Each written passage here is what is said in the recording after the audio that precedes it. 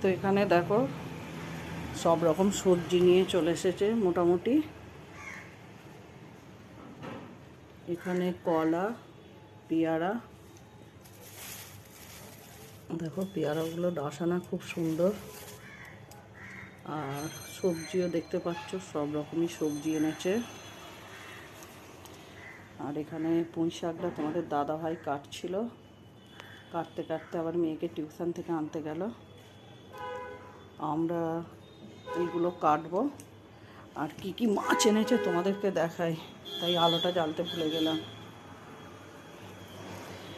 তো দেখো এখানে রুই মাছ, পমফ্রেট মাছ, ছোট চিংড়ি, এগুলো তরকারিতে দিয়ে করার জন্য আনা হয়।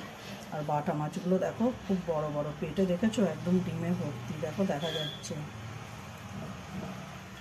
কাঁংড়া, ইলিশ মাছ, মাছের ডিম আছে।